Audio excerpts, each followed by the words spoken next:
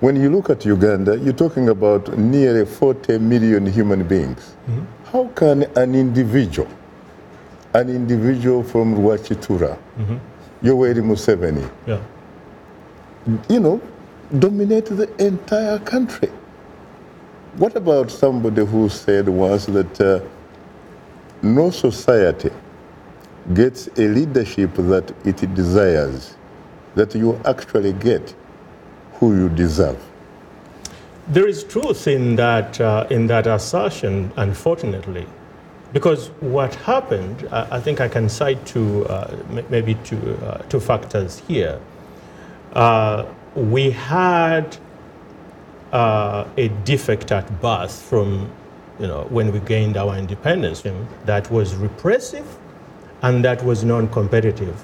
But then we received the instruments of power to navigate and negotiate the potentially adversarial democratic dispensation with the tools that were monolithic.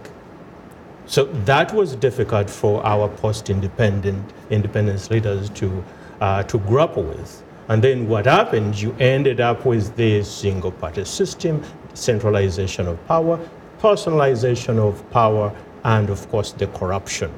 Now, when you look at Uganda today, sadly, now to your point that, put it differently, that you get the government you deserve, is the population, you have, sadly, a moral and social dislocation whereby the petition from the individuals to their government is no longer for the public good, but for their personal needs.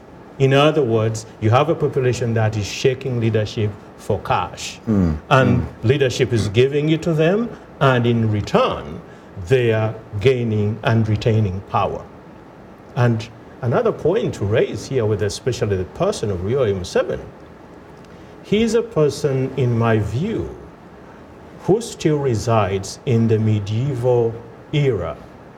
By that I mean, he still believes that there is no equality in terms of, people, that there is a single individual who is endowed with that wisdom and the vision, and he should be the person who inherently has the right to rule over others.